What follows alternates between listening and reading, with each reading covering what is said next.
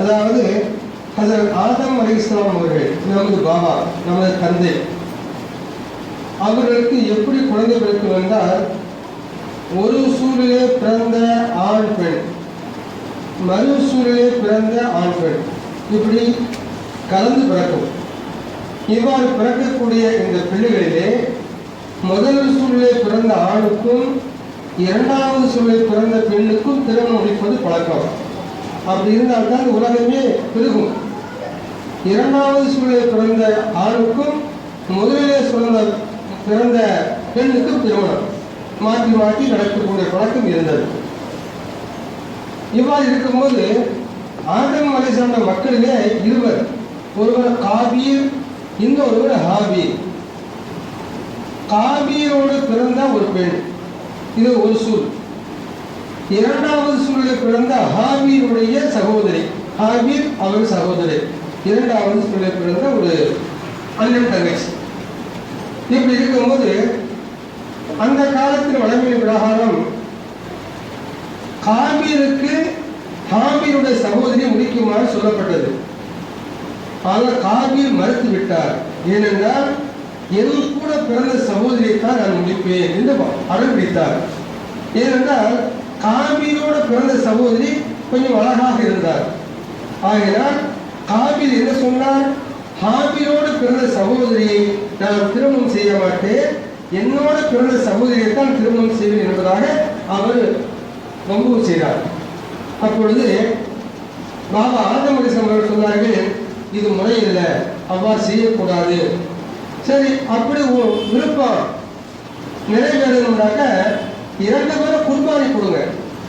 யாருடைய குர்பானியை அல்லாஹ் ஏற்றுக்கொள்கின்றாரோ அவர் விருப்பத்தின் முறையாக நடக்கலாம் என்று ஒரு யோசனை சொன்னாங்க. உடனே காபீல் விவசாயம் செய்யக்கூடியவர் அந்த காலத்தில், ஹாபீல் இருக்கிற ஆடு மேய்க்கக்கூடியவர். இந்த மாதிரி ரெண்டு தொழில் செஞ்சுக்கிட்டு வந்தாங்க. இந்த ரெண்டு பேரும் குர்பானி கொடுத்தாங்க. யார் எதற்காக வேண்டி? காபீலோட பிறந்த சகோதரி திருமணம் செய்வதற்காக வேண்டி குர்பானி கொடுத்தாங்க. சரி, அந்த காலத்துல குர்பானி ஏற்றுக்கொள்ளப்படுவதற்கு அடையாளம் என்னன்னா, நம்ம காலம் மாதிரி ஒரு ஆடு எடுத்து ஒரு 3-5 கடியை பிரிச்சு எடுத்து வச்சு ஒரு வாரம் ஒரு மாசம் சாப்பிட்றதுலாம் கிடையாது. அந்த காலத்தில் அல்லாஹ் குர்பானி ஏற்றுக்கொள்ளப்பட்டார் என்று அடையாளம் எப்படி என்றால், குர்பானை கொடுத்த பிராணியுடைய இறைச்சியை துண்டு துண்டாக வெட்டி வீட்டுக்கு முன்னாலே குவித்து வைத்து விட வேண்டும், குவியலாக வைத்து விட வேண்டும்.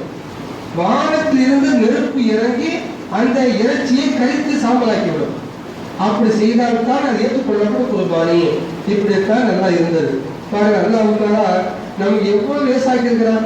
நீங்களே எடுத்துக்கோங்க, நீங்களே சாப்பிட்டுக்கோங்க, நீங்களே உப்பு கட்டம் போட்டுக்கோங்க, எல்லாம் நமக்கு சலுகை ஆகமானது.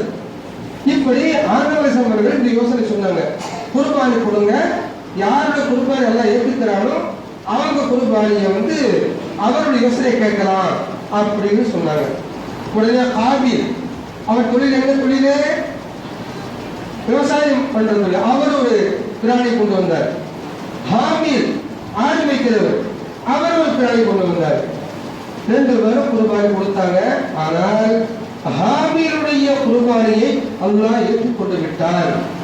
உடனே காபீலுக்கு கோபம் வந்தது. அவர் என்ன செய்தார் என்றால், ஆயுதத்தை எடுத்துக்கொண்டு தனது சகோதரரை கொலை செய்வதற்காக வேண்டி துணிந்தார். அப்பொழுது ஹாபீல் சொன்னார், எனது சகோதரரே, என்னை வெட்டுவதற்காகவே கொலை செய்வதற்காக வேண்டி நீர் என் பக்கம் வந்தால் நான் உண்மை தாக்குவதற்காகவே என் கையை நீட்ட மாட்டேன், நான் தகராறு செய்ய மாட்டேன் என்று அவர் சமாதானமாக பேசினார். அடுத்து சொன்னார், சகோதரரே, நீங்கள் கோபப்படாதீர்கள், இன்னமா எத்தக்கப்படும் முத்தகீன். அல்லாஹ் தஆலா குர்பானியை யாரிடமிருந்து ஏற்றுக்கொள்வார் என்றால், யார் அல்லாஹ்வை ரொம்ப பயந்து வாழ்கிறார்களோ அவரிடமிருந்து தான் ஏற்றுக்கொள்வார். அது அல்லாஹ்வுடைய பழக்கம். ஆகையால் நீங்கள் கோபப்பட்டு வருத்தப்படாதீர்கள் என்று சொல்லி தன்னுடைய சகோதரியோடு சமாதானம் சொல்லிட்டு பார்த்தார்கள். ஆனால் காபீல் சைத்தானுடைய சூழ்ச்சியை மாட்டிக்கொண்டு தனது சகோதரரை கொலை செய்து விட்டார். கொலை செய்த பின்னால் அடக்கக்கூடிய முறை அவருக்கு தெரியாது. அது வரைக்கும் உலகத்தில் கொலை நடக்கவே இல்லை. ஆகினால் கவலையோடு தனது சகோதரனை தோளின் மீது தூக்கி போட்டுக் கொண்டு பல நாட்களாக சுற்றித் திரிந்தார். அல்லாஹ் அவருக்கு தண்டனை கொடுத்தார். சுற்றித் திரிந்தார். தனது சகோதரனை என்ன செய்வது, கொலை செய்து விட்டோமே என்று அவர் பயந்து கொண்டே இருந்தார். இப்படி இருக்கும்போது அல்லாஹ் தஆலா இரண்டு காக்கைகளை அனுப்பினார். ஒன்று ஒரு காக்கையை கொலை செய்தது, கொன்ற அந்த காக்கா பள்ளம் தோண்டி கொல்லப்பட்ட காக்காவை புதைத்தது. இதை அவர் கண்ணாலே பார்த்தார். உடனே அவர் வருத்தப்பட்டார். இந்த காக்கையை கொண்டோடு நாம் இல்லாமல் போய்விட்டது என்று நினைத்து அந்த காக்கா செஞ்ச மாதிரி ஒரு பள்ளம் நோண்டி அவர் தனது சகோதரரை அடக்கம் செய்ததாக அல்லாஹ் தஆலா குர்ஆன் ஷரீஃபிலே சொல்லி காட்டுகின்றார். தாய்மார்களே, இந்த சம்பவங்கள் ஏன் சொல்லப்படுகிறது என்றால், பல படிப்பினைகள். நம்மை ஒருவர் தாக்கும் போது நாம் அவருக்கு சமாதானம் கூற வேண்டும், அவரை பொறுமைப்படுத்த வேண்டும். அடுத்து நாம் செய்யக்கூடிய அமல்கள் எல்லாம் அல்லாஹ் ஏற்றுக்கொள்ள வேண்டுமானால் நாம் என்ன செய்யணும், அல்லாஹ்வை பயந்து வாழணும். அல்லாஹ் என்ன சொல்கிறான், யா அய்யுஹல்லதீன ஆமனூ குதிப அலைக்கும் ஸியாமு கமா குதிப அலல் லதீன மின் கப்லிக்கும் லஅல்லக்கும் தத்தகூன். அதைத்தான் சொல்கிறான். நோன்பு ஏன் கடமையாக்கப்பட்டது? இதுக்கு முன்னாள் மக்கள் மீது நோன்பு கடமையாக்கப்பட்டது போன்று உங்கள் மீது ஏன் நோன்பு கடமையாக்கப்பட்டது என்றால், நீங்கள் அல்லாஹ்வை பயந்து வாழக்கூடிய மக்களாக ஆகுவதற்காக வேண்டி. எனவே நான் நோன்பு வைப்பேனால் அல்லாஹ் மீது தானாகவே ஒரு அச்சம் பயம் வந்துவிடும். பாருங்க, கடினமான வெயில் அடித்துக் கொண்டிருக்கிறது. இந்த வெயில் காலங்களிலே நோன்பு வைக்கக்கூடிய நல்லவர்கள் நோன்பு வைத்துக் கொண்டுதான் இருக்கிறார்கள்.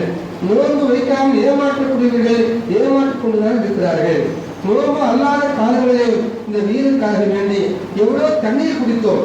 ஆனால் இன்று நாம் தண்ணீர் குடிக்காமலே அல்லாஹ்வுக்காக நோன்பு வைக்கிறோம் என்றால், இந்த நோன்பை காப்பாற்றுவது, இந்த நோன்பை வைப்பது, சக்தி தருவது அல்லாஹ் ஒருவன்தான். ஆகையால் தாய்மார்களே, இவர் அல்லாஹ் தஆலா உலகத்தை நடந்த அந்த கொலையை பற்றி என்று சொல்லி, ஒரு மனிதன் அழகை பார்த்து ஏமாந்து விடக்கூடாது, பொருளை பார்த்து ஏமாந்து விடக்கூடாது. அல்லாஹ்வை படைக்கப்படக்கூடிய அல்லாஹ்வுடைய சட்டம் எதுவோ அதைத்தான் ஏற்று நடக்க வேண்டும் என்பதை அல்லாஹ் தஆலா இந்த வசனத்தின் மூலமாக சொல்லி காட்டுகின்றார். அல்லாஹ் தஆலா ஹஜ்ரத் பெருமானார் ஸல்லல்லாஹு அலைஹி வஸல்லம் ஒரு ஹதீஸை குறிப்பிட்டார்கள். துல்கஹுல் மர்அத்து லிஅர்பஈன். ஒரு பெண் 4 விஷயத்துக்காகவே திருமணம் செய்யப்படுகிறார்.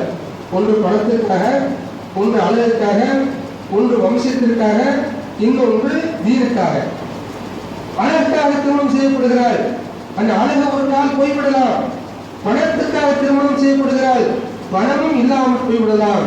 வம்சத்துக்காக திருமணம் செய்யப்படுகிறாள், குலம் கோத்திரம் அதுவும் இல்லாமல் போய்விடலாம். ஆனால் ஹஜ்ரத் பெருமானார் ஸல்லல்லாஹு அலைஹி வஸல்லம் சொன்னார்கள், ஃபல்வர் பிதாத் தீன், தீனுடைய பெண்ணை திருமணம் செய்து கொள் என்று சொன்னார்கள். எனவே நாம் மார்க்கத்திலே ஒரு பெண்ணை திருமணம் செய்யும் போது, நம்ம மகனுக்கு ஒரு பெண்ணை பார்க்கும் போது தீனுள்ள பெண்ணாக இருந்தால் அந்த தீனுள்ள பெண்ணு மூலமாக நல்ல சீதைகள் தோன்றுவார்கள் என்பதை அல்லாஹ் தஆலா இந்த வசனங்கள் மூலமாக, இந்த ஹதீஸ் மூலமாக நமக்கு சுட்டி காட்டப்படுகின்றது.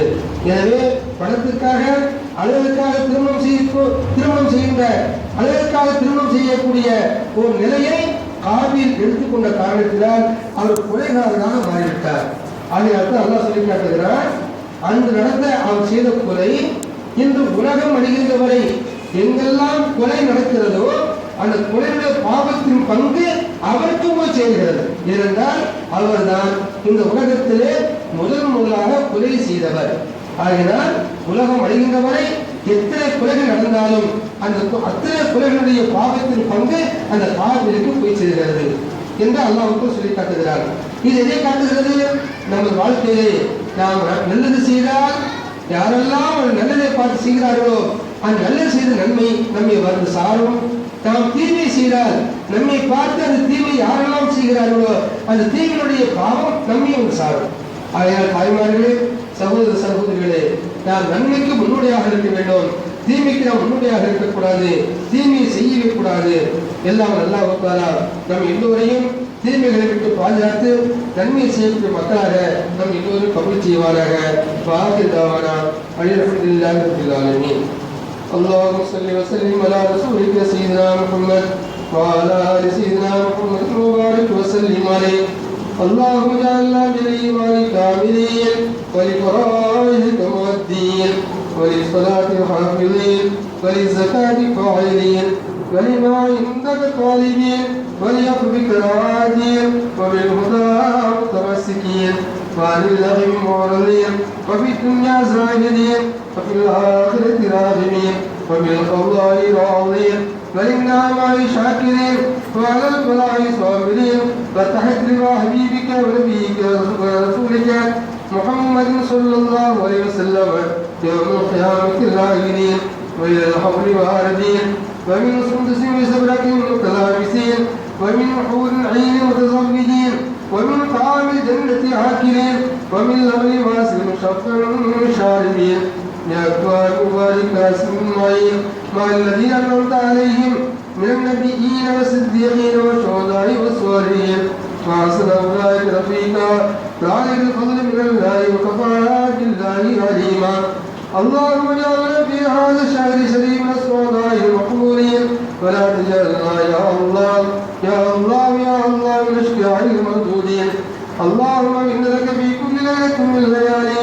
شهر رمضان والتقاء والتقاء والمنى والخلصان فجعلنا يا ربنا من اتقائك واتقائك وخلائك وخلصائك من النار والوفاء الحساب يا الله من தலைவர் ஹஸரத் முஹம்மது ஸல்லல்லாஹு அலைஹி வஸல்லம் அவர்கள் மீதும் அன்னாரின் குடும்பத்தார்கள் மீதும் பரக்கத்தும் சாந்தியும் அருள்வாயாக. யா அல்லாஹ் எங்களை பரிபூர்ணமான ஈமான் நம்பிக்கையுள்ளவர்களாக ஆக்குவாயாக. இன்னும் உனது கடமைகளை நிறைவேற்றக்கூடியவர்களாகவும் உன் அருளை தேடக்கூடியவர்களாகவும் உன் மன்னிப்பை ஆதரவு வைக்கக்கூடியவர்களாக ஆக்கி வைப்பாயாக. யா அல்லாஹ் உன் நேர்வழியை பற்றி பிடித்தவர்களாகவும் வீணாய்களை புறக்கணித்தவர்களாகவும் உலக வாழ்க்கையை பற்றற்றவர்களாகவும் மறுமை நாளின் மீது பிரியம் கொள்ளக்கூடியவர்களாகவும் ஆக்கி வைப்பாயாக. யா அல்லாஹ் உன் திருப்பி பொருந்தி கொண்டவர்களாகவும் உன் பேர்களுக்கு நன்றி செலுத்தும் நல்லடையாளர்களும் இன்னும் சோதனையின் போது பொறுமையாளர்கள்